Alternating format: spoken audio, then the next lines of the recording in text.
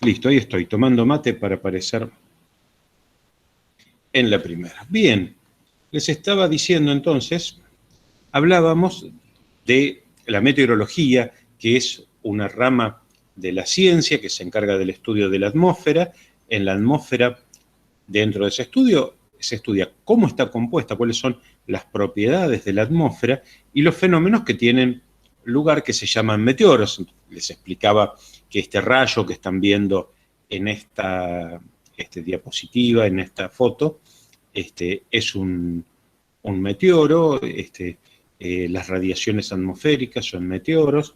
En fin, las auroras, esas nubes fosforescentes que se ven tanto en el polo norte como en el polo sur, se denominan también meteoros. O sea, son los fenómenos. Entonces, se estudia igual que cualquier rama científica.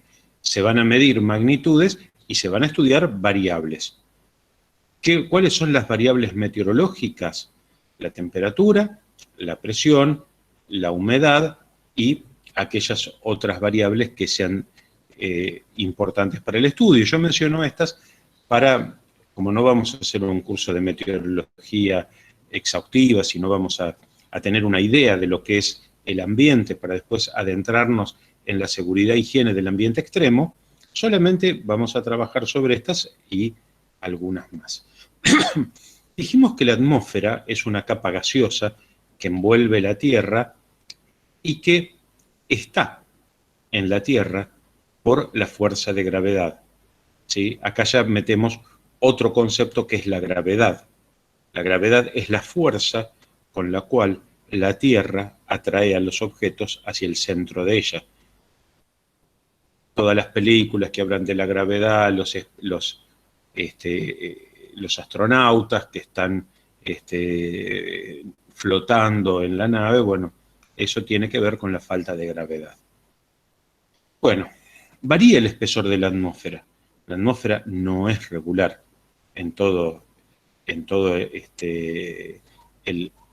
la Tierra, ¿no? O sea, considerando que la Tierra es el astro compuesto por el astro en sí mismo y la superficie gaseosa que la envuelve, ¿sí? Entonces ahí hablamos de toda esta cuestión. Bueno, con la altura cambia la atmósfera, se hace menos densa. Ya vamos a ver esto en detalle. Pero la atmósfera no es solamente oxígeno. Nosotros no respiramos oxígeno, respiramos aire. Ese aire, ¿por qué está compuesto? Depende la altura a la que estemos, está compuesto en mayor o menor medida por estos gases que son constantes. Hay otros gases que aparecen, Estos que van a ver acá son los gases constantes en la atmósfera.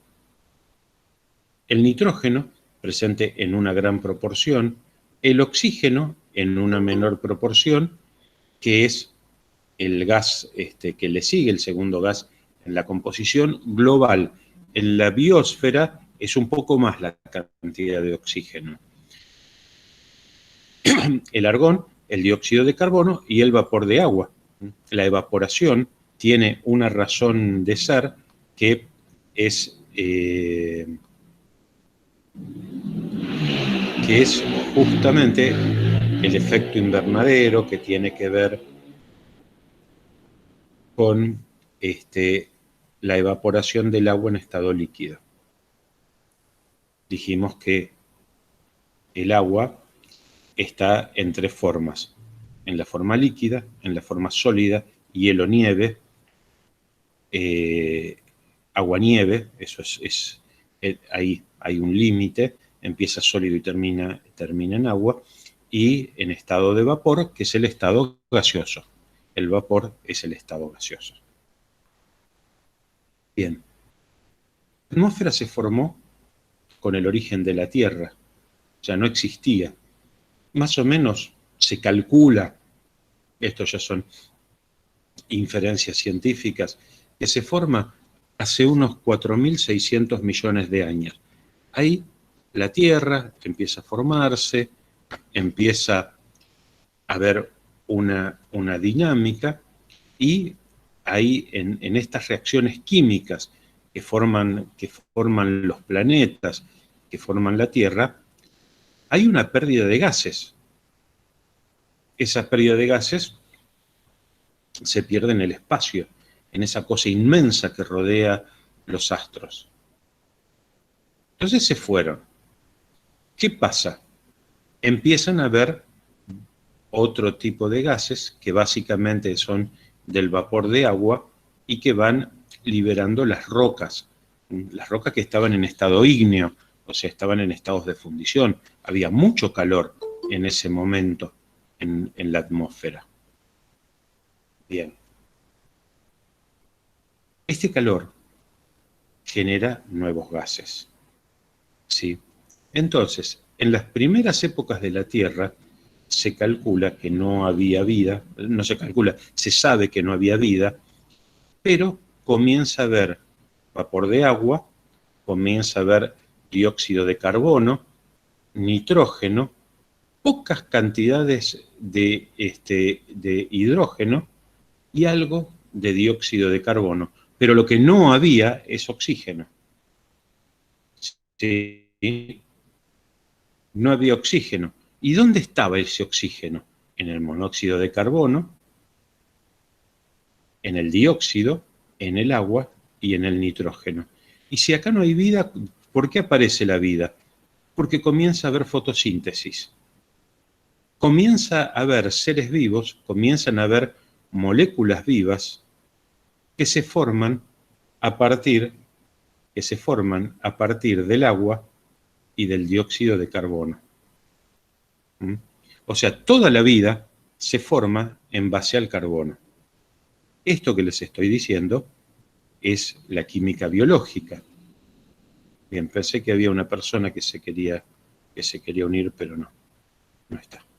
Bueno, todo esto que les estoy mostrando tiene que ver con el origen de la vida. Entonces, ¿qué hacen estos primeros seres vivos, estas primeras biomoléculas que hay en la Tierra? Comienzan a alimentarse. ¿Y de qué se alimentan? Del dióxido de carbono. Y con el dióxido de carbono no alcanza y empiezan a metabolizar el agua. ¿Qué ocurre con esto? Fotosíntesis. Aprovechan alimentarse del dióxido de carbono con el agua. ¿Pero qué necesitan para alimentarse? Energía. La sacan del sol.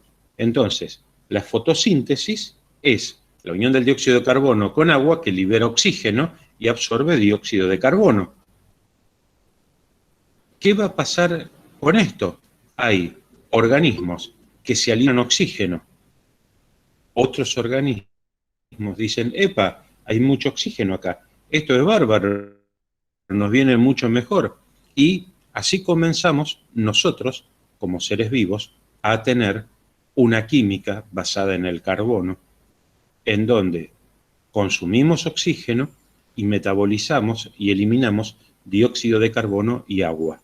¿Y por qué no estamos muertos? Porque los otros organismos siguieron alimentándose del dióxido de carbono, que son los vegetales grandes, o hablamos del fitoplancton, de esa gran cantidad de microvegetales que están en los océanos. Entonces, hay una actividad fotosintética que introduce el oxígeno, introduce el ozono también, pero básicamente el oxígeno, que es lo que nos interesa a nosotros, a partir de 2.500 o 2.000 millones de años. Y hace 1.000 millones de años que la atmósfera llega a ser como la que nosotros conocemos ahora. Bien. Acá, en este último punto, es el resumen de lo que les digo.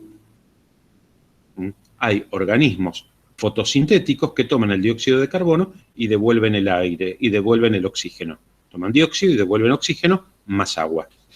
Mientras que la respiración de los otros seres vivos del reino animal toman el oxígeno y emiten dióxido de carbono. Lo mismo pasa con la quema de bosques o combustibles que tienen el efecto contrario de tomar el oxígeno y devolver el dióxido de carbono como gas de efecto invernadero. Vamos a hablar de cambio climático global, obviamente que vamos a hablar de cambio climático global. En lo personal me preocupa muchísimo y se los voy a decir en todas las clases y lo voy a machacar en las clases. Estamos llegando muy rápidamente a un punto de no retorno. Y esto no es un chiste, lo hemos visto. Bien, a ver si hay alguien más que... Sí, hay alguien más que quiera entrar. Bien. Les decía, estamos muy cercanos a un punto de no retorno. Entonces, formación de la atmósfera, para volver a este tema. Formación de la atmósfera, 4.600 millones de años. ¿Era igual a la que tenemos ahora? No, porque los gases que había no permitían la vida. Esto comienza cuando hay moléculas, que son en primera instancia los vegetales, que toman el dióxido de carbono, el agua que había en gran cantidad, sobre todo en forma de vapor, y convierten el dióxido de carbono y el agua en oxígeno. Este oxígeno lo utilizan otros seres vivos y así comienza el reino animal. Bien, entonces, teníamos un planeta sin vida. Fíjense, apenitas había algo de oxígeno, o sea, prácticamente ausente esto, nada. Nitrógeno casi no había, pero sí había mucho dióxido de carbono, óxido nitroso, y había mucho monóxido de carbono. Ahora, comienzan a haber organismos fotosintéticos, el nitrógeno forma parte de la vida, o sea, comienza a haber también la tierra, el humus, comienza a formarse a partir del nitrógeno, que es la degradación de los seres vivos. Los seres vivos también incorporaron y utilizaron el nitrógeno del suelo. ¿Sí? Los vegetales necesitan el nitrógeno. ¿El nitrógeno estaba en forma de gas? No, estaba a nivel del suelo. Lo comienzan a utilizar en el suelo y después comienza a aparecer como gas. El oxígeno, que antes no estaba, pasa a estar en una proporción del 21% aproximadamente. Los vegetales reducen drásticamente el dióxido de carbono, ¿sí? Comienza a haber pequeñas cantidades de gases como el metano o el propano, muy pequeñas cantidades, amonio, ácido clorhídrico, muy poquito, el monóxido de carbono sigue estando y el nitrógeno líquido también. Después aparecen otros gases como el argón, como el helio, son gases que aparecen y que están presentes en la atmósfera, ¿sí? Actualmente.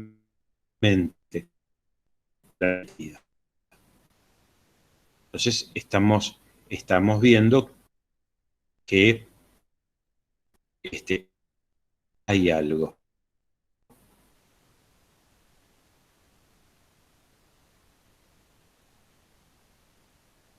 Ahora,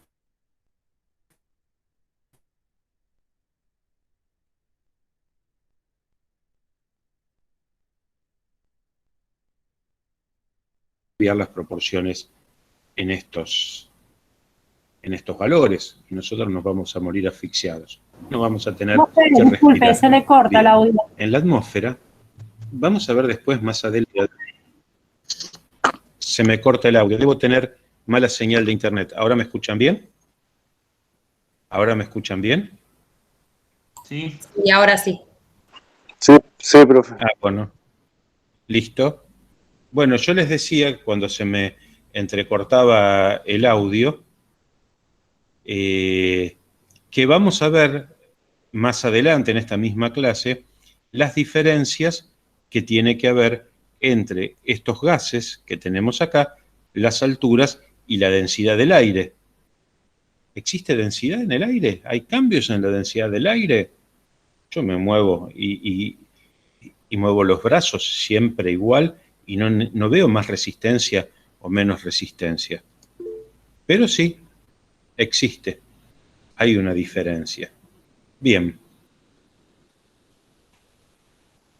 Habíamos visto que la troposfera es la capa más baja, donde está la vida. La mayoría de los fenómenos ocurren en la troposfera o biosfera. En algunos casos se habla de biosfera, que es donde está la vida. Tiene 10 kilómetros de altura, no es muy alta. Por la forma que tiene la Tierra, que no es una esfera, sino que es un geoide, porque se achata en los polos y se agranda en el ecuador, entonces tiene 18 kilómetros, 8 kilómetros, 8 kilómetros más en el ecuador. Se achata también porque el aire es más pesado. Lo vamos a ver ahora, por qué. Disminuye en la altura y alcanza 70 grados bajo cero en su límite superior, que se llama tropopausa, que es la diferencia entre, o sea, es la capa que es un poquito más grande que una línea, digamos, porque no hay líneas acá, entre la troposfera y la estratosfera. La estratosfera aumenta la temperatura, ¿sí?, del menos 70 a 10 grados bajo cero, tiene 50 kilómetros de altitud, es donde está la capa de ozono, esta capa que filtra la radiación ultravioleta que proviene de la luz solar, que viene del Sol, como acá lo dice, y esto permite que haya vida en la Tierra, ¿sí?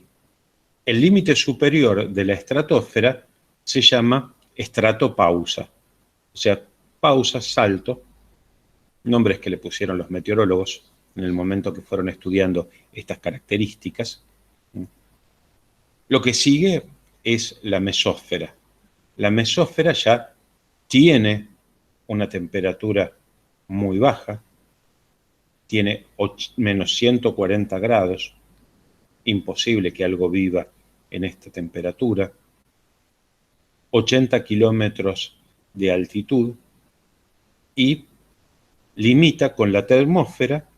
Mesopausa es la capa intermedia entre la mesósfera y la termósfera, se extiende muchos cientos de kilómetros.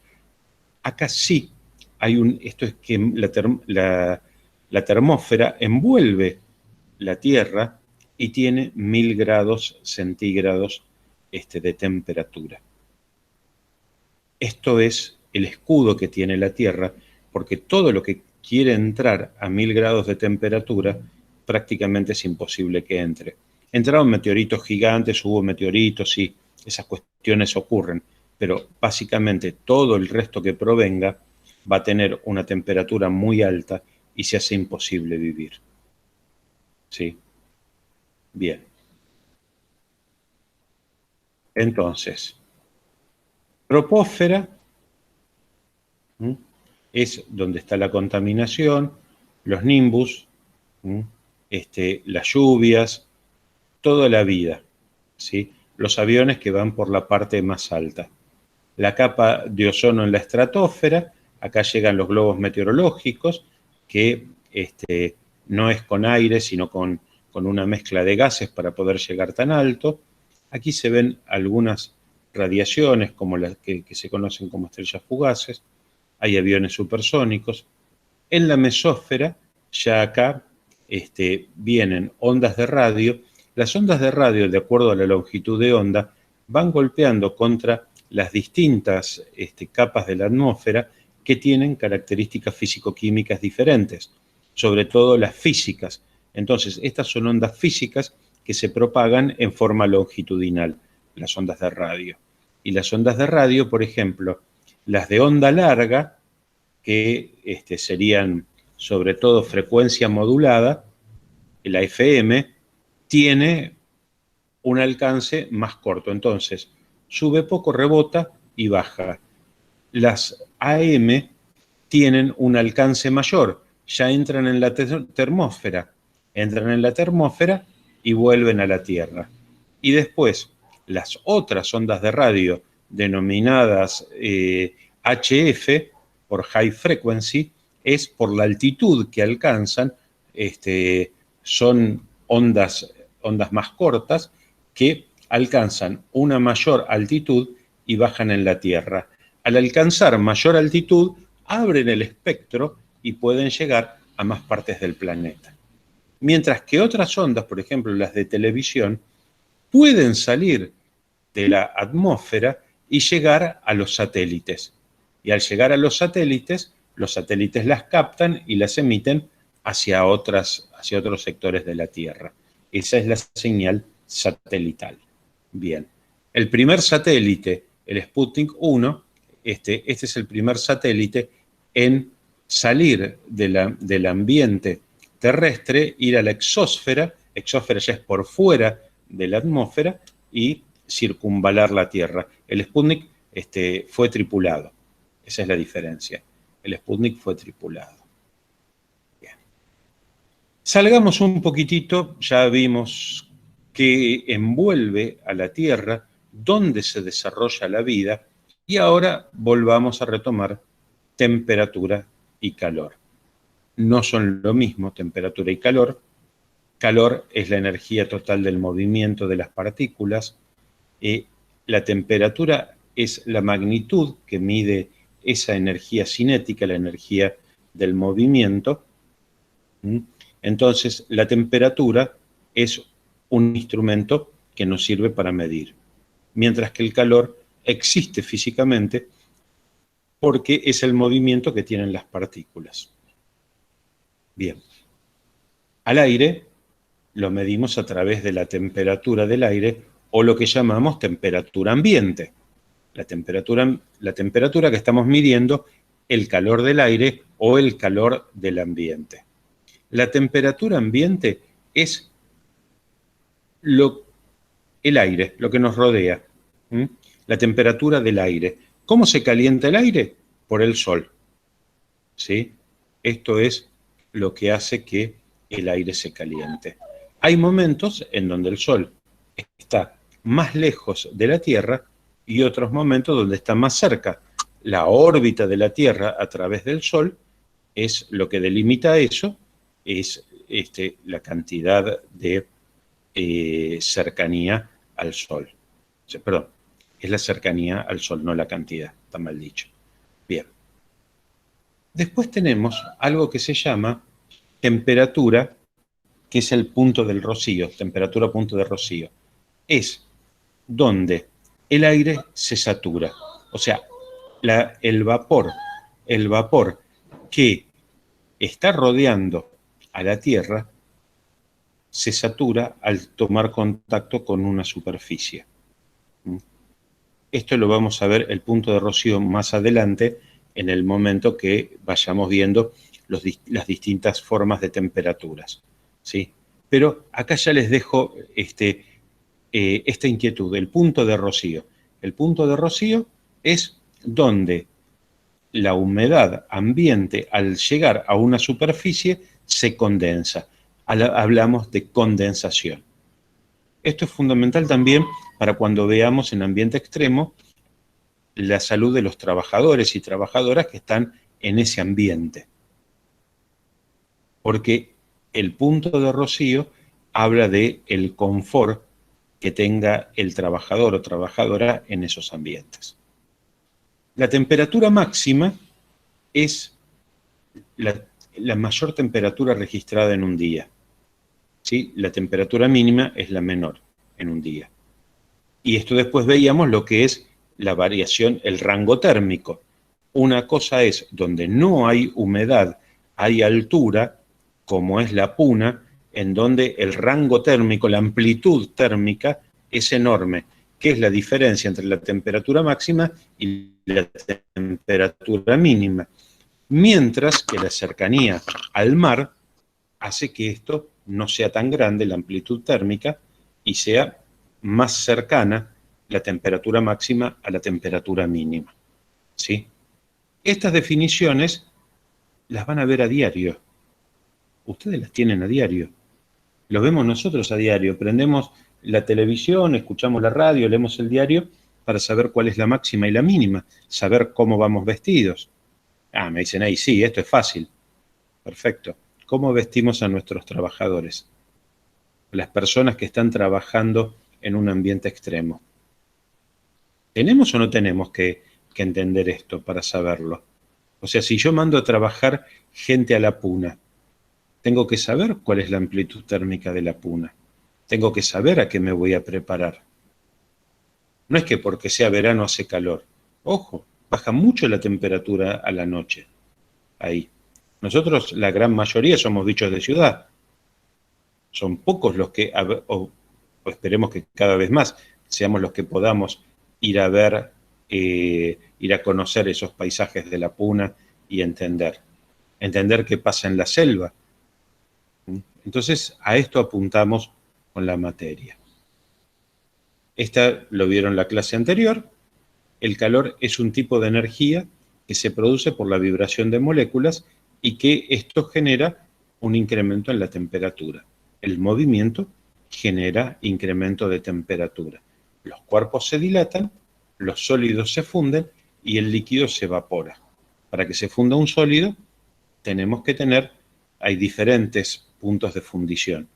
En algunos casos sublimación, no pasa del estado líquido, no pasa por el estado líquido, sino que de sólido pasa a vapor. Eso se llama sublimación. Pero acá básicamente vamos a ver la fundición de los sólidos que se transforman en líquidos y luego se evaporan. De líquido pasan a gas. Bien.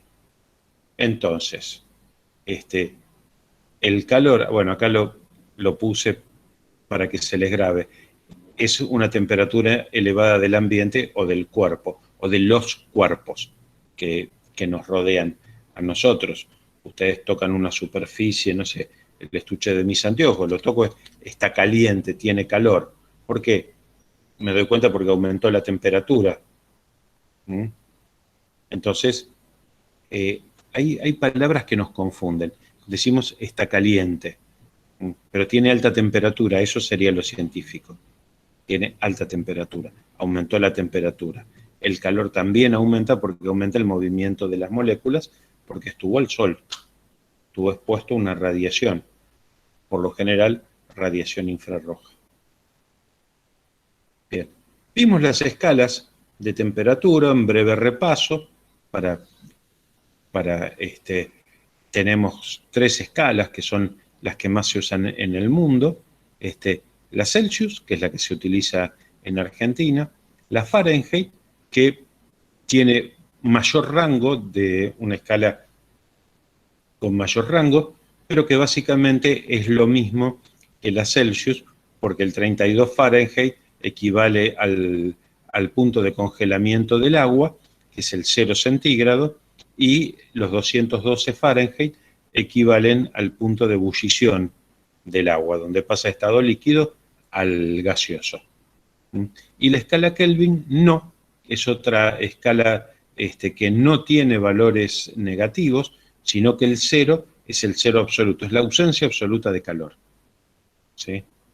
Bien, los materiales pierden todo tipo de movimiento, casi no existe. Bien, volvamos a la temperatura. La temperatura es una magnitud que mide el calor, que por ende mide la rapidez del movimiento de las partículas que constituyen la materia. ¿Cómo lo mide? A través de la energía que liberan. Esa energía es la que mide el termómetro. La temperatura atmosférica es, la definición es el indicador de la cantidad de energía calorífica acumulada en el aire, en lo que nos rodea, en el entorno. Esa es la temperatura atmosférica. Y sí, el aire se calienta.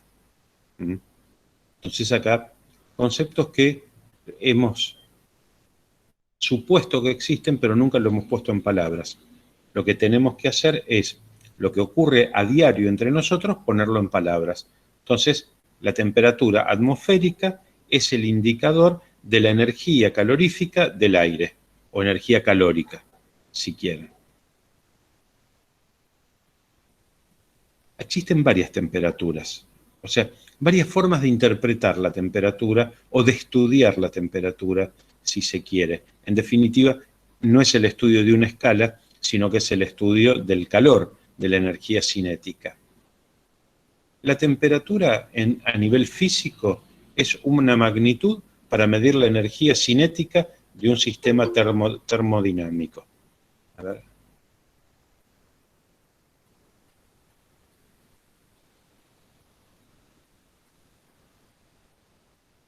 Romina, levantaste la mano.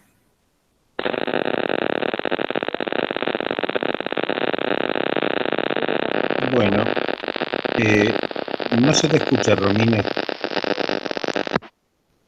Tenés una enorme interferencia, no se te escucha. Así que, una cosa, no veo cuando levantan la mano, ¿eh? Cuando estoy compartiendo pantalla, no veo si levantan la mano.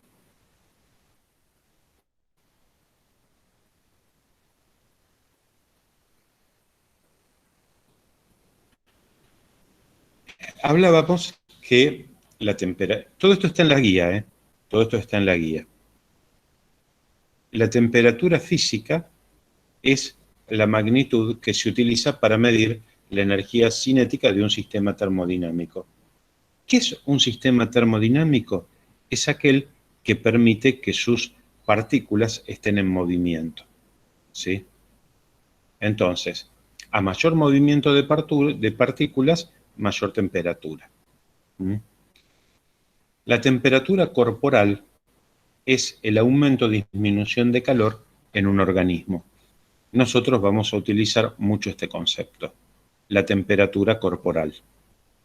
¿Por qué? Y porque estamos orientados a las personas. También vamos a medir la temperatura física y la temperatura de los objetos, porque la temperatura de los objetos nos importa y mucho, sobre todo cuando estamos en ambiente extremo. Piensen esa imagen que les mostré en la clase anterior de la gente que está trabajando en una ruta en el desierto. Ese objeto por donde están caminando es el asfalto caliente. El asfalto caliente genera un ambiente, ese calor genera un ambiente que obviamente repercute en todo el organismo de la persona que está trabajando. Bien, la temperatura corporal normal es de los 37 grados y para eso tenemos mecanismos de termorregulación que los vamos a ver más adelante en la clase. Ya los que cursaron conmigo medicina del trabajo lo han visto y lo van a repasar en esta materia también. Bien, bueno, volvemos a repetir, esto creo que ya lo habían visto, el tipo de energía calórica es por la vibración de las moléculas están compuestas por átomos y esto genera un aumento de la temperatura, dilatación, fundición de sólidos, evaporación del líquido. El calor depende de la velocidad de las partículas, del número de partículas y de cómo sean esas partículas. El calor, la temperatura no depende de estas variables. La temperatura mide el calor, no mide el número de partículas, el tamaño y el tipo de partículas. No son todas iguales, ¿sí? Pero la temperatura mide el calor solamente. ¿Y con qué lo medimos?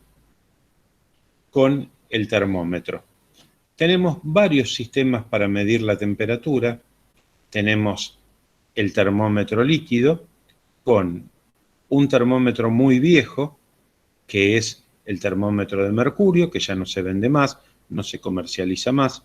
Si hay alguno, es algo que quedó de rezago por la gran contaminación que es el mercurio, ¿sí? El mercurio es un gran contaminante, entonces, cuanto menos lo saquemos de su estado natural, mejor es para nosotros, porque realmente el depósito de mercurio es complicado.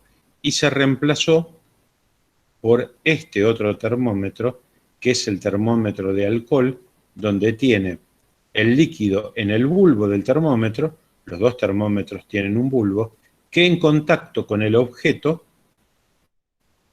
en contacto con el objeto, aumentan la temperatura, produce una dilatación del líquido y a través de una escala, que esto está también por el sistema métrico internacional, está calibrado, ¿sí? Entonces nos da una idea de la temperatura que tiene ese objeto.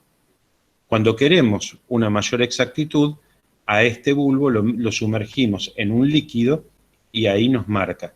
Si vamos a medir temperaturas bajo cero en un nivel muy sensible, esto va a estar en un ambiente líquido, pero de alcohol. Como el punto de congelamiento del alcohol es muchísimo más bajo que el del agua, entonces nos permite medir temperaturas muy inferiores. Mientras que si vamos a medir temperaturas positivas, podemos utilizar un bulbo acuoso. Cuando hablamos de condiciones termohigrométricas, el bulbo es acuoso. Tenemos también lo que se llama el electropar.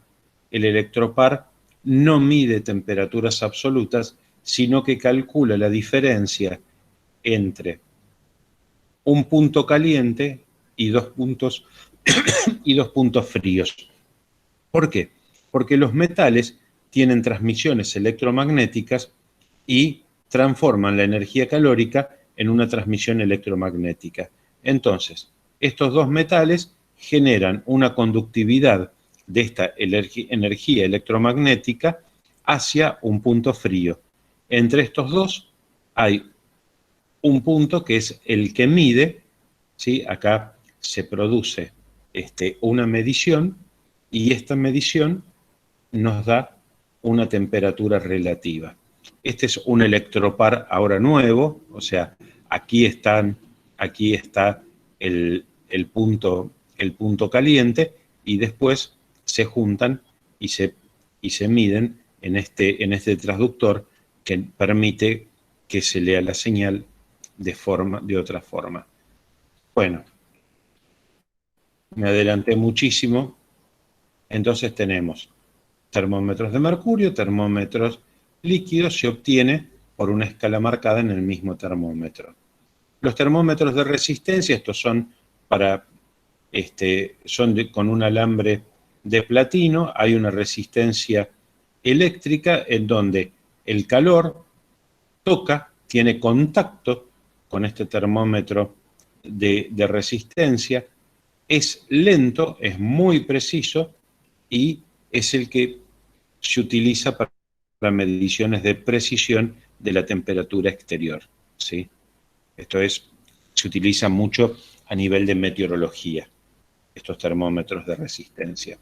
Mientras que acá está lo que hablábamos del electropar.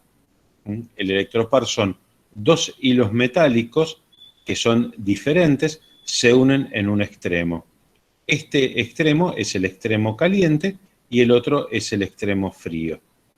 Estas diferencias es porque acá hay una tensión eléctrica y acá hay otro tipo de tensión eléctrica, termoeléctrica, que se genera por las diferentes conductividades que tiene y por la diferencia, el tipo de material, ¿sí? Esta energía electromotriz. La densidad de los dos metales es diferente, por eso son distintos los metales, ¿no? Entonces, toma la diferencia entre el punto caliente y el punto frío. Entonces, no mide temperatura absoluta como si miden los otros, sino que la diferencia entre el caliente y el frío. Bueno, esto es para medir temperatura de objetos, son para mediciones muy específicas, pero miden altas temperaturas. Pueden medir altas temperaturas. Mientras que el pirómetro, recuerden, pirómetro, no toca la superficie. Estos son los nuevos termómetros que son los que más se están utilizando en estos momentos. Entonces, por la radiación que emite el objeto a través de un haz infrarrojo, calculan la temperatura, porque ese haz infrarrojo permite medir temperaturas, ya sean temperaturas de objetos, otra calibración, y temperatura de seres vivos, que requiere otro tipo de calibración, ¿sí? Estos por lo general tienen errores que son un poco mayores, porque miden muy altas temperaturas y muy bajas temperaturas. Mientras que esto, el error es mucho menor porque el rango de temperatura que mide es un rango muy escaso. Porque, a ver, por debajo de 32 grados la persona ya está muerta. Y por arriba de 45 también, ya se cocinó. Entonces, son termómetros cuyo rango es mucho menor al rango que tiene. Sí. Sí, alguien me quería preguntar. En mi trabajo, bueno, por protocolo por el COVID nos toman con... Sí, yo, Santucho. Dale. Dale, Santucho. No, le decía que en mi trabajo nos toman la temperatura con el termómetro digital. Y ha pasado de gente que ha tenido temperatura y el termómetro le decía. Y también algo que pasa también es que la mañana nos toman la temperatura y casi todos tenemos los 62. No varía la temperatura. Y somos como 14 personas las que le miden la temperatura. Sí, a ver, se utiliza mucho por... ¿Menos preciso ese termómetro? No, es muy preciso. Lo que pasa es que vamos a ver después, cuando veamos ambiente extremo, frío, calor, que la temperatura de la piel varía mucho con las condiciones atmosféricas. Entonces, lo que cambia es la piel, es la temperatura de la piel, que no es la temperatura media de la persona. Los termómetros más precisos para eso son los que miden, los que van al oído, los que miden la temperatura del tímpano, porque todo el sistema del oído evita las variaciones de calor. Si yo estoy trabajando en una cámara frigorífica o hace frío, a ver, yo también trabajo con donantes de sangre. Cuando están expuestos al sol y entran para la donación de sangre, puede ser que tengan temperatura por la cual no los admitimos. Ahora, si en vez de sol está nublado y es un día que hacen 2 grados afuera, voy a medir temperaturas de 32 grados. El termómetro midió bien, funciona bien. Ahora, estoy tomando la temperatura de la piel en esta zona, por lo general, o lo toman en la cara, deberían tomarlo en el cuello, correr un poquito la ropa y tomarlo en el cuello, pero siempre tiene un grado de error muy grande. A ver, una cosa que le pasó a mi hijo, casi no lo dejan entrar a un pueblo porque estuvo manejando durante más de 3 horas al calor en una camioneta, y cuando llegó al punto de ingreso le tomaron la temperatura y claro, la temperatura era alta porque estaba al sol y hacía calor en ese momento. Entonces, bueno, se dan estas cuestiones, que no es que sean malos los termómetros, sino que la piel cambia. Entonces, pirómetro no tiene contacto con la piel, ¿sí? O termómetros infrarrojos, son distintos colores. Por lo general, que mide la temperatura corporal humana, la luz es azul y este es rojo. El que mide los objetos es rojo, la puntita. O el punto, perdón. Bien. Bueno, Profe, sí. le hago una consulta. Con respecto a esos termómetros, ¿hay que hacerle calibraciones? Uno no puede hacerle calibración porque la calibración la debiera hacer el INTI, el Instituto Nacional de Tecnología Industrial, Ok, donde por eso, tiene pero sí, el sistema patrón. llevarlo. Ahora, Exacto, sí, no, llevarlo. claro, sí, por supuesto. A ver, por ejemplo, dije que trabajo en extracción de sangre y trabajo en transfusiones de sangre. Entonces, los termómetros que yo tengo en la heladera para medir la temperatura de la unidad de sangre, que tiene un rango de variabilidad muy específico, se calibran cada año o cada 2 años a través de un método patrón, de un termómetro patrón que tiene el INTI. A su vez, el INTI también puede proveer termómetros patrones para no tener que llevar a hacer esas mediciones. Entonces, sí, hay una calibración. Es correcta tu pregunta. Sí. A ver, si yo estoy midiendo un horno de fundición que me dé 1350 grados o 1349, no me hace la diferencia. Pero cuando yo quiero medir la temperatura corporal en un paciente o en un trabajador en donde la temperatura, la variación de temperatura es mínima respecto a un horno de fundición, trato de tomar la temperatura timpánica con un termómetro bien calibrado. Entonces, cada tanto lo calibro, lo comparo con un termómetro patrón. ¿Sí? Y ahí veo el rango de error que quiero que tenga el termómetro, o que puedo aceptar que tenga el termómetro para esa escala de medición. Por eso sí se calibra. Ok, pero sería ver. cualquier. Yo me hacía referencia a los termómetros, digamos, por protocolo hoy que tenemos la mayoría o que conocemos, esos termómetros digitales, digamos. ¿Esos también? ¿O ya estamos No, hablando de termómetros mucho más, de un rango mucho más amplio, ¿no? no. O como Los, la... te corté, Sí. dale. No, como digamos el termómetro que dio el ejemplo usted del tema de la heladera, que es Por algo lo específico. general, ya los termómetros infrarrojos vienen calibrados. Se pueden ajustar a través de un bioingeniero. No es tan fácil de calibrar. Los termómetros líquidos, ya sea de alcohol o de mercurio, directamente se tiran si están mal calibrados. No sirven.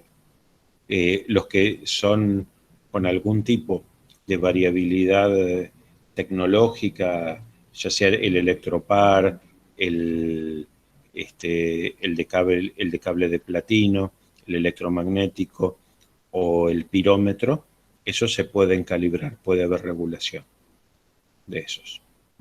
Por lo general ya vienen muy bien calibrados y las variaciones son mínimas. Hemos hecho las pruebas y funcionan muy bien.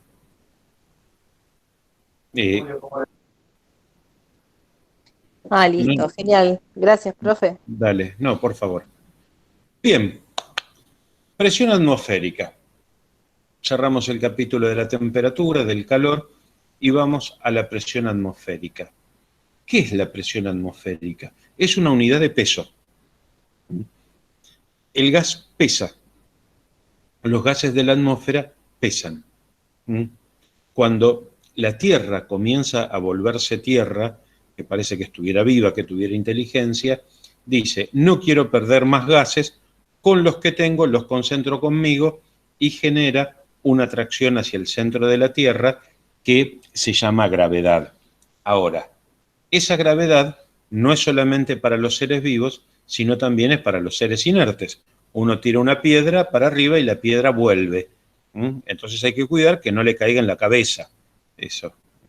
En la cabeza de otro tal vez es lo que querramos, pero en la propia no. Con los gases pasa lo mismo.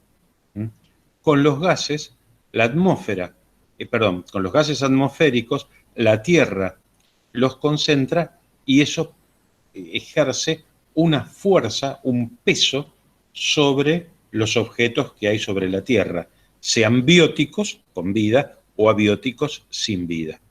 ¿Sí? Entonces, ¿cómo definimos presión atmosférica? La presión que ejercen los gases de la atmósfera sobre cualquier cuerpo que se encuentre inmerso en ella. Hay muchas variables, sobre todo la altitud. Viendo este gráfico, nosotros podemos ver altitud y presión atmosférica. ¿Cuánto Acá está en la abscisa la altitud y en las ordenadas la presión. Si yo voy subiendo, baja en forma logarítmica, no en forma aritmética, no como una recta, sino que va bajando la presión atmosférica, ¿sí? Entonces, aumenta la altura y baja la presión. Entonces vemos que lo que es una atmósfera es el peso de los gases de la atmósfera a nivel del mar. Eso es una atmósfera. Así se mide una atmósfera. Bien. Esta atmósfera a 3.000 metros pesa una tercera parte menos. ¿Sí? Pesa es 0,700. ¿Sí? Acá estaría un cuarto menos. ¿Sí? Bien. Hay una gran diferencia en la altura. Por eso, cuando nosotros vamos a medir todas las presiones y todas las variables atmosféricas en la altura, y esto tienen que ver los trabajadores, los que van a hacer esfuerzos, los turistas que vamos a pasear y aprovechar para conocer lugares en la altura, o los deportistas que van a hacer una actividad en la altura, esos son los que peor la pasan. Ojo con los trabajadores de esfuerzo que también la van a pasar muy mal, porque ni siquiera están entrenados, no tienen el entrenamiento físico de los atletas de alto rendimiento. Entonces vamos a ver la densidad del aire, ¿sí? Y la temperatura. Entonces, a menor temperatura, el aire se hace más denso, pero a mayor altura hay menor cantidad de oxígeno. Entonces, el aire se hace menos denso, ¿sí? Fíjense ustedes que 4.000 metros de altura, alturas que existen, o 3.000 metros de altura, que a veces van a jugar a 2.900, a 3.000 metros de altura, ya la presión es mucho menor. Acá está medido en hectopascales, que es la presión como se mide ahora. 1.003 hectopascales es la presión normal, acá nos sentimos bien. La densidad del aire es 1.226, 1.22, y esto es a nivel templado, o sea, esta variación de temperatura es en un lugar templado, ¿sí? O sea, no nos fuimos a la Antártida a medir la temperatura en una zona donde hay 3.000 metros de altura, ¿sí? Inclusive hay 4.000 metros de altura en lo que se llama polo de inaccesibilidad, donde aparte del frío está la altura. Acá lo tomamos a nivel templado, porque en el norte de Argentina podría considerarse templado. Ahora, cuando empezamos a subir, comienzan a cambiar las variables. Y esto sí tiene una significancia muy importante en la salud de los trabajadores. Muy importante esto, porque esto puede generar edema agudo de pulmón, puede generar hipotermias, puede generar, ¿por qué? Porque al no haber la presión a los cuales podríamos estar acostumbrados en este rango, entre los 0 a 1.000 metros, ¿sí? También cambia la tensión de los gases dentro de la sangre y la tensión de los líquidos a nivel corporal. Entonces comienza, al haber menos presión, ya los líquidos no están tan contenidos, se extravasan, salen del compartimento vascular, de las venas y de las arterias, y pasan a otros lugares donde no tendrían que estar, por ejemplo en los pulmones, y el líquido en los pulmones se llama edema, ¿sí? Eso se llama edema. Aparte, el aire no está tan presente, nos sentimos mal, se enlentece la circulación por el frío y tenemos un problema muy grave. Entonces, acá Profe, estamos. Sí. ahí en 4.000 metros, ¿la densidad es correcta? ¿9,8? Porque hay mucha variación entre la anterior y la que le sigue. son variaciones en donde estén tomados respecto al clima. Esto, a ver, acá estamos en 3.000 metros. Esto está medido en atmósferas, ¿sí? Mientras que este otro está en hectopascales y en el otro no está la densidad. En este no hay densidad. En este está la altitud sobre la presión. 3.000 metros, las atmósferas es 0,692. Y acá es la presión en hectopascales. Si haces la conversión te va a dar muy similar la proporción. ¿Sí? Acá sería 1. ¿Se entiende lo que te digo? Estamos Sí, midiéndolo en no. otra escala. Como la densidad varía mucho, a 3.000 metros es 0,9, a 4.000 9,8, y después baja de nuevo a 0,7. Es como que se pierde la relación de la Es que presión acá y la altura. no es una relación lineal, es una logarítmica, no es lineal. Ah, correcto, ahí va. Ahora te entendí, sí. Sí, tenés razón, sí. No es lineal, esto no es lineal. Por eso mostré el gráfico. Este gráfico no es una recta, sino que es una curva. Es una curva. Para todos. Por eso hay que estudiar el comportamiento de los gases. Insisto, esto es todo general, después hay que irlo viendo. Por eso es tan complejo cuando los equipos de fútbol van a jugar a la altura. Y en muchos casos llevan cartuchos de oxígeno, o sea, llevan envases con oxígeno. Bueno, ya me va a salir la palabra correcta. Cilindros de oxígeno. Que cuando están en el vestuario les ponen oxígeno para mejorar la capacidad física que tiene cada uno de los jugadores. Ahí hay cuestiones muy, muy importantes. ¿Por qué lo soportan mejor los atletas que viven en la altura? Porque tienen una poliglobulia. La poliglobulia es que a través del sistema neuroendocrino perciben que falta oxígeno. Entonces, si yo tengo baja cantidad de oxígeno, voy a aumentar la cantidad de glóbulos rojos para que el mayor número de glóbulos rojos lleve más cantidad de oxígeno a los tejidos. Entonces, la relación que hay entre el líquido y la masa globular en la sangre disminuye la cantidad de líquido porque aumenta la masa globular. Entonces, esto se llama poliglobulia. Una persona que viene de la altura... Profe, Sí. ¿y es suficiente que a veces lo quieren llevar una semana o 10 días antes para adaptación? ¿O no genera nada de beneficio? Hay muchos libros. Hay muchos libros.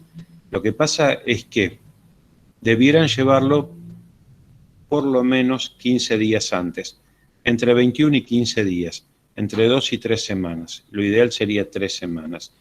A lo que cobra un jugador de fútbol profesional, te matan por llevarlo 2 horas antes de lo que le corresponde. Entonces, lo que se vio y lo que dio resultado a nivel del fútbol local es llevarlos inmediatamente, que esté el partido, que esté la actividad que tengan que hacer, llevarlos inmediatamente y de esa forma lo pasan mejor y llevar los tubos con oxígeno que en el entretiempo y antes de jugar el partido los oxigenan. Hay un costo, ¿no, profe? Sí, hay un costo. Es un tema de plata. Claro, sí. Porque fíjense que los atletas olímpicos, que la mayoría son amateur, no tienen tanto problema y pueden hacer un periodo de adaptación mucho mayor. Inclusive, acá estoy hablando de altura. Si yo me pongo a hablar de calor, también tenemos un periodo de adaptación al calor. Lo vamos a ver cuando veamos las condiciones del calor extremo o del frío extremo. Otra consulta. puede ser que el ser humano que nace y crece en estos lugares altos, de altura, desarrollen las fosas nasales más grandes para equiparar la entrada de oxígeno. No, ¿No? no. Porque uno los ve que la mayoría de los que viven así en esos lugares, la nariz y las fosas nasales son más grandes. Entonces uno lo asocia a eso. No, pero eso es acá en Latinoamérica. En el Tíbet, por ejemplo, no tienen esas características genéticas. No, es distinto. Son características distintas porque la cantidad, lo que importa es el volumen pulmonar. En eso es aleatorio. Ahora, si fue por alguna otra razón, desconozco, pero esas cuestiones que se llaman fenotípicas, que es la expresión externa, no se vinculan. Sí, porque vos fíjate que yo me voy a vivir a la altura en La Paz, en Bolivia, y las 3 primeras semanas me voy a morir. Después del primer año, ya lo que se llama sistema renina, angiotensina, eritropoyetina a nivel renal, son sistemas hormonales renales, comienzan a compensar y yo voy a tener una poliglobulia con mi nariz y con mis pulmones, estando sano, ¿no? Ahora, si tengo una enfermedad es distinto, pero sí, lo voy a tener. Bueno. Gracias. No, por favor. Volvamos al tema y donde yo tenga el aire caliente es menos denso y asciende. ¿Sí? Acá ya estamos hablando de la temperatura del aire y la estabilidad atmosférica. El aire más frío tiene mayor densidad y desciende. Por eso es que les decía en dónde vamos a medir la temperatura en la altura, si es una zona cálida o si es una zona fría, porque ahí también cambia la densidad, ¿sí? Si volvemos a esto, pero esto en vez de una zona templada, lo hacemos en el Amazonas, y esto al menos acá va a cambiar. Al menos acá va a cambiar. Lo mismo en la Antártida, ¿sí? Entonces, esto hay que tenerlo muy en claro, porque los fenómenos atmosféricos que vamos a ver, los meteoros que vamos a ver, están relacionados con esto. Si entendemos esto, vamos a entender la mayor cantidad de los meteoros o fenómenos atmosféricos. Aire caliente, menos densidad, sube. Aire frío, más densidad, baja. Esto es una regla que ocurre siempre. Entonces, yo tengo el sol, calienta el suelo. Entre el suelo y el sol está el aire. El aire sube. No tengo sol, o el sol lo tengo tapado, el aire se enfría, baja y desplaza al aire caliente, y estos son masas de aire. ¿Quiénes lo aprovechan? Los pájaros o los que saben volar con planeadores. Sobre todo los pájaros grandes ahorran muchísima energía volando y aprovechando las corrientes de aire. ¿Sí?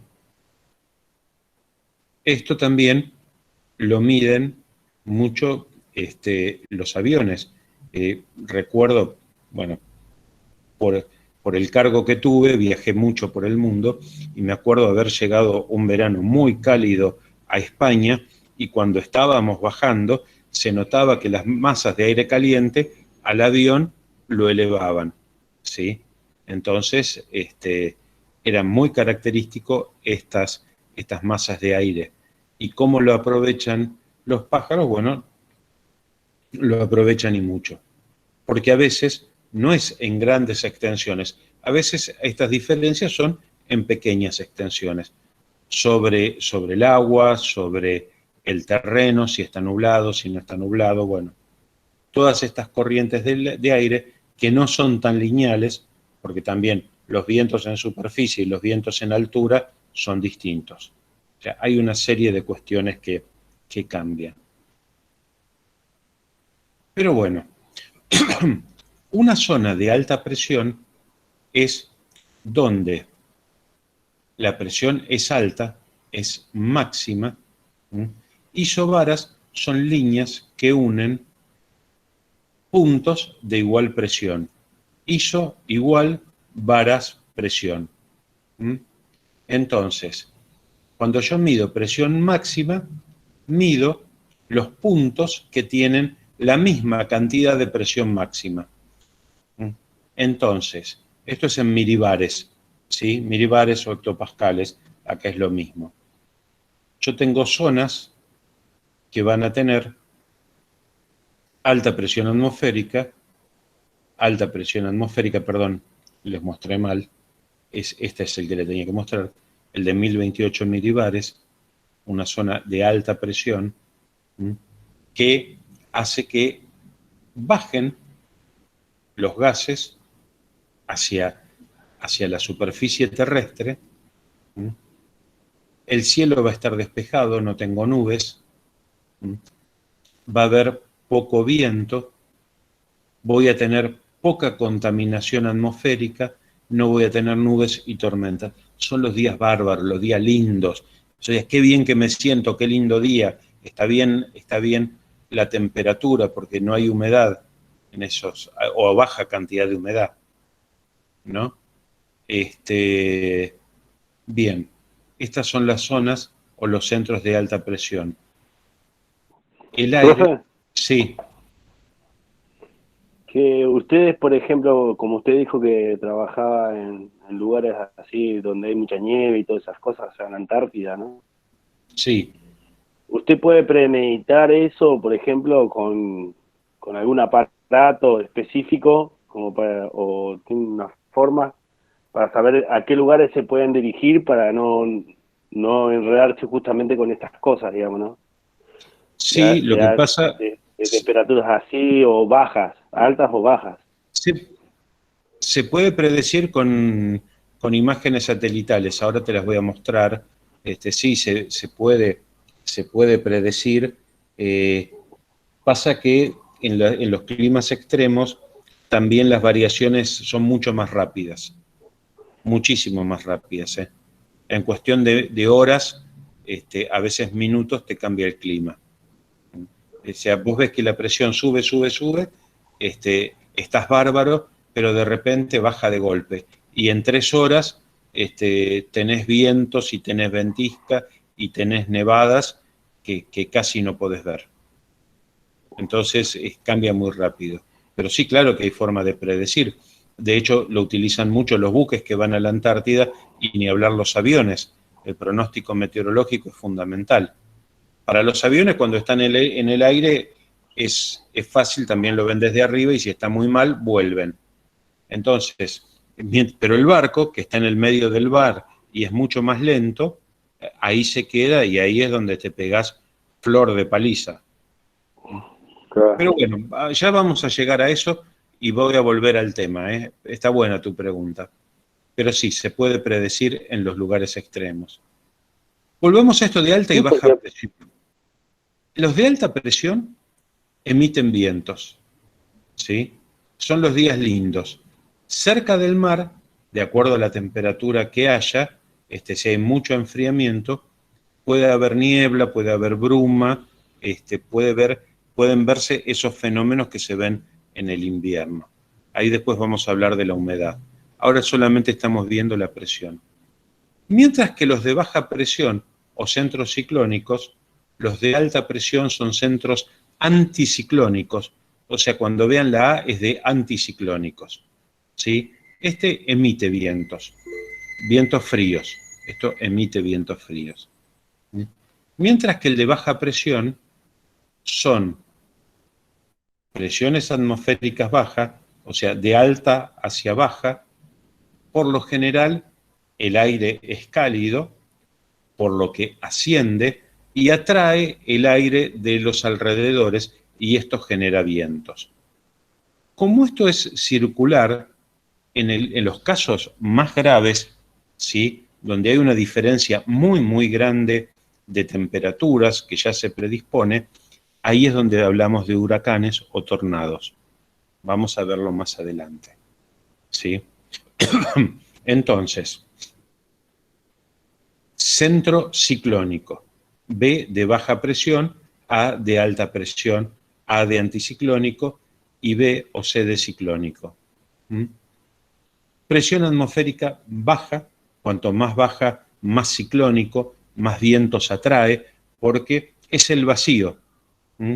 Si yo chupo rápidamente el aire, rápidamente, eso me genera, ese vacío me genera que lo que tengo alrededor chupe. ¿Mm? Es la aspiradora. Esto es la aspiradora. Nada más que la aspiradora es a través de una turbina. Pero si esa aspiradora fuera a través del calor, podría ser lo mismo, nada más que necesito mucho calor. Pero para que ustedes tengan idea de los fenómenos meteorológicos que a veces se dan por un gran calor terrestre, una baja presión atmosférica y humedad. Entonces, esto es mal tiempo. Acá me siento mal. Aquí me siento mal. Acá me siento pesado, me siento hinchado, me duelen las articulaciones. Hay mucho desierto en eso que me duelen los callos. Lo que dicen las personas mayores, me duele el callo, ¿va a llover? Bueno, sí. Y algunos que tienen algún tipo de artritis o artrosis es en agudo, artrosis es crónico, esos también a veces lo pueden presentir, se llama biometeorología. Profe. Sí. Eso responde a mi pregunta, a la que hice anteriormente. Claro, por eso yo le preguntaba de que si había algo para predecirlo, que existe la probabilidad de que va a pasar algo de tanta temperatura, entonces nosotros tenemos como seguridad e higiene, ¿no? Si tenemos esa tecnología, o un poco, ¿no?, de esa tecnología que te puede brindar cualquier empresa, poder tomar los recaudos y decir, bueno, hoy no se trabaja porque existe la probabilidad. Con que exista la probabilidad, entonces nosotros estamos cumpliendo nuestro trabajo. Sí, correcto. Sí, sí, y lo vamos a ir viendo más adelante en cada uno de los tipos de ambientes extremos. ¿Sí? Bueno, vimos la diferencia entre centros de alta presión y de baja presión. Acá ya lo empezamos a ver en el mapa. Este es un mapa ya dibujado. Entonces, yo tengo una masa de aire muy frío. Esto fue tomado el 29 de agosto del 2010, ¿sí? A las 15 horas de Argentina, 18 horas de Greenwich. O sea, después vamos a ver, esta es la diferencia. Pero, entonces, yo tengo muy buen tiempo en todo el país, un centro de baja presión que me absorbe los vientos cálidos y los vientos fuertes hacia esta zona y permite que la masa de aire frío se desplace hacia el norte, porque el aire frío que sale de acá, que baja más lentamente, se va acelerando hacia el sur de Brasil y el norte de Paraguay, que son de baja presión y de vientos. Y esto es aire frío. Esto es un frente de aire frío. Se marca en azul y con punta hacia donde se dirige. Mientras que la masa de aire caliente se marca en rojo y la punta hacia donde se dirige es redondeada. Acá vemos centros de baja presión que se van metiendo, va ingresando de norte a sur, porque acá se instaló un centro de alta presión que emite vientos hacia este centro de baja presión que a veces se suelen ir desplazando. Entonces, a veces hay una cierta lucha entre el de baja presión y el de alta presión. Este emite vientos, este recibe vientos, pero en algunos lugares se dan estos puntos. La masa de aire frío que viene desde el Pacífico hacia el Atlántico, pero a su vez hay una zona de aire caliente que viene desde el norte hacia el sur. Este punto es donde la pifian siempre los meteorólogos. En este la pifian siempre. Porque a veces se corre un poquito y entra el frente frío, o se corre un poco y entra el frente cálido.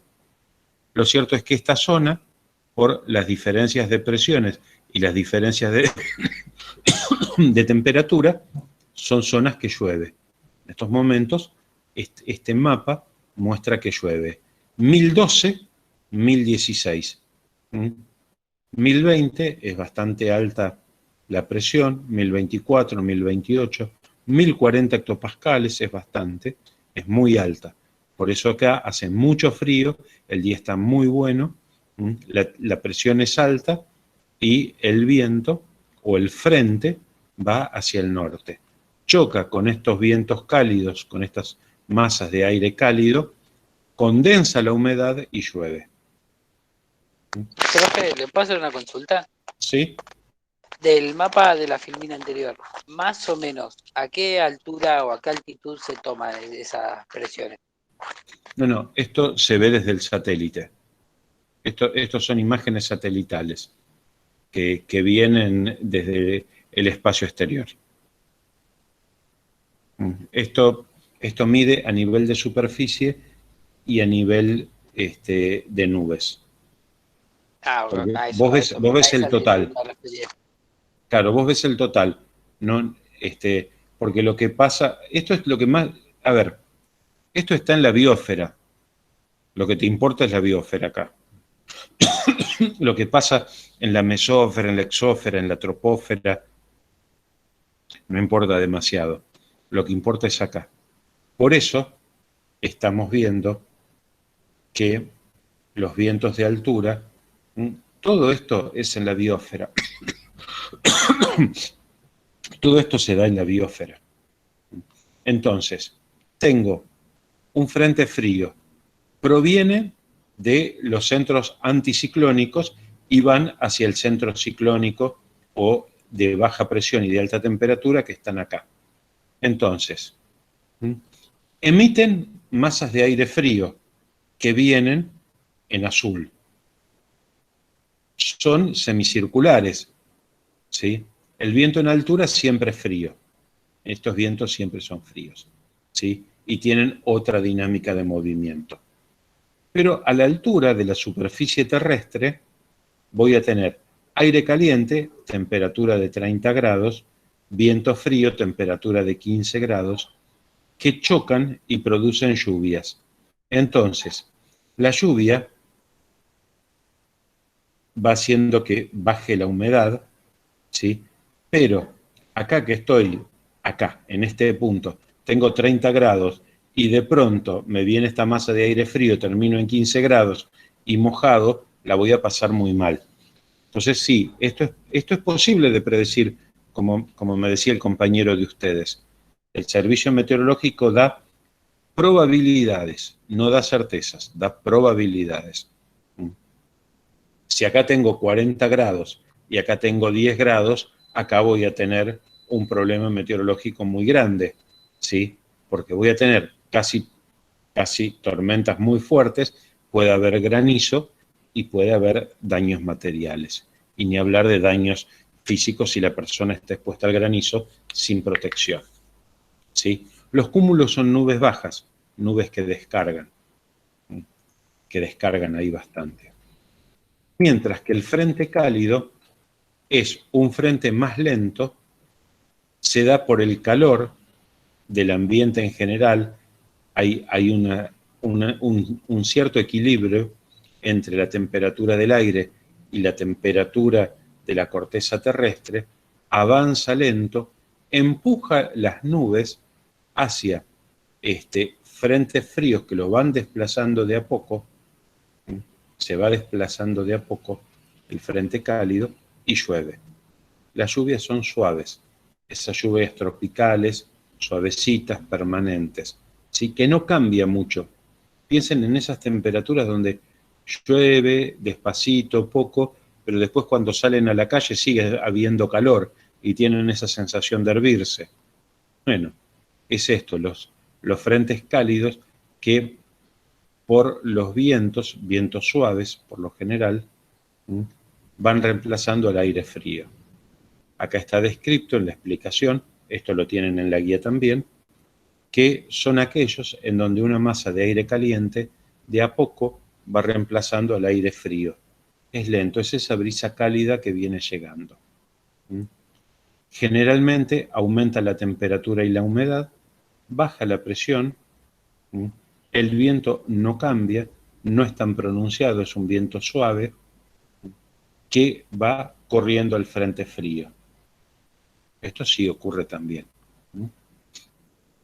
Bien, y la precipitación es cuando encuentra este frente superficial que toca al aire frío. Ahí es donde llueve, puede nevar o puede granizar. ¿Sí? Bien, el viento. ¿Qué es el viento? El viento es un desplazamiento de grandes masas de aire de una superficie a otra que tienen similitudes físico-químicas. O sea, que tienen una temperatura parecida, una humedad parecida y una densidad parecida. Bien. ¿Pueden cambiar esas características? Sí, pueden cambiar. El aire frío se puede calentar. ¿Sí? Entonces son círculos, por eso aquí está en círculo. Pero básicamente el viento consiste en desplazamientos de aire de una zona a otra. Pueden ser huracanados cuando son muy fuertes o pueden ser vientos leves como son los que por lo general tenemos en la ciudad.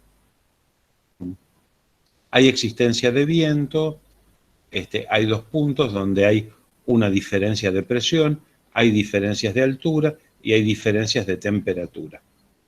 25 grados, 5 grados, el sol calienta y mueve el aire.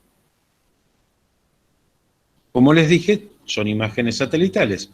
Esta es la interpretación de una imagen satelital.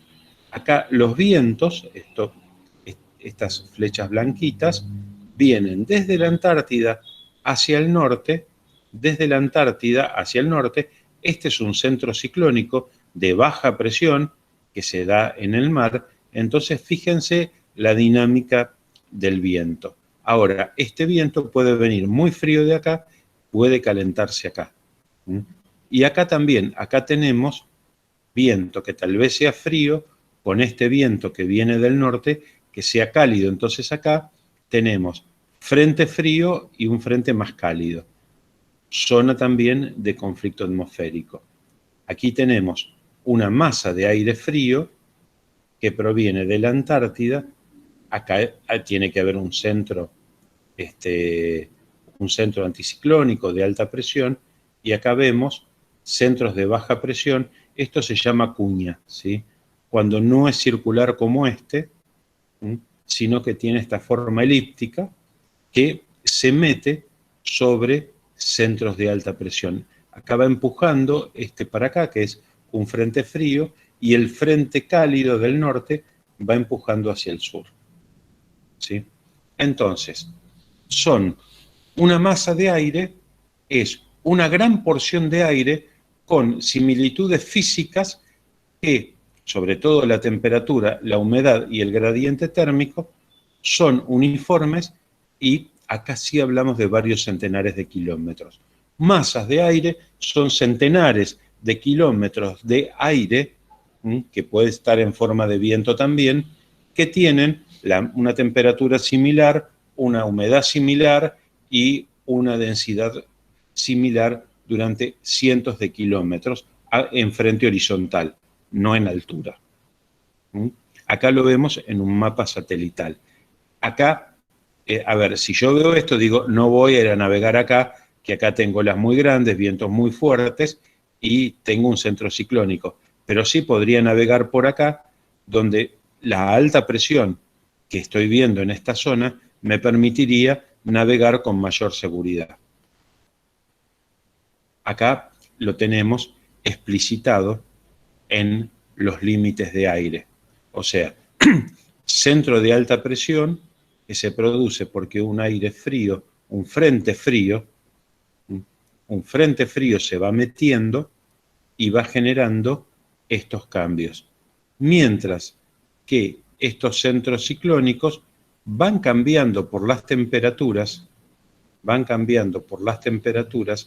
y van empujando hacia el sur.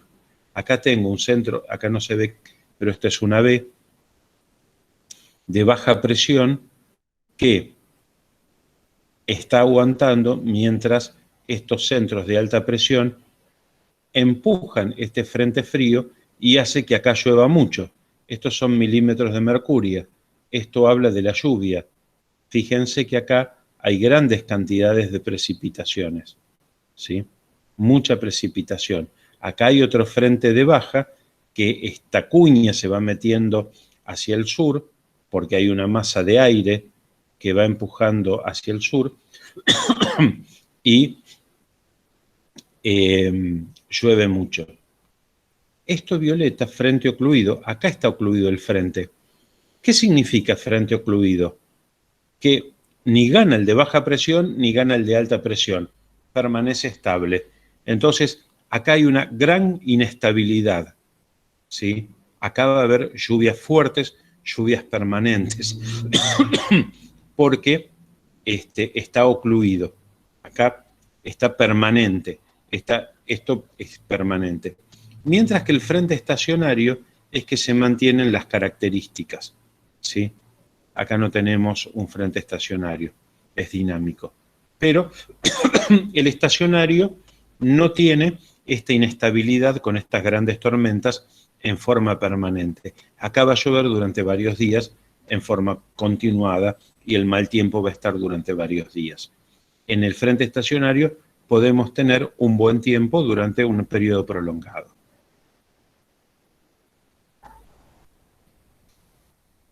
Mientras que las parcelas de aire, acá está en inglés, esto es superficie, temperatura a nivel máximo y a nivel mínimo. Esto significa los rangos térmicos, dew point, rangos térmicos, a 2000 pies a nivel de la superficie y 4000 pies. A nivel de las parcelas de aire, que con la masa de aire, las parcelas de aire son muchas moléculas, pero en menor magnitud. Yo puedo tener esto en pocas cuadras. Las parcelas de aire es en poca magnitud. Sí tienen millones de moléculas, se mueven coherentemente y se distribuyen de forma coherente las parcelas de aire. Bien. ¿Cómo venimos hasta aquí?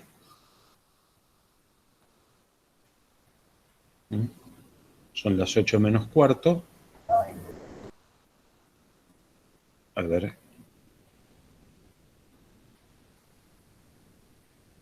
Bien. ¿Cómo venimos hasta aquí? Voy a dejar de presentar un ratito y voy a parar la grabación.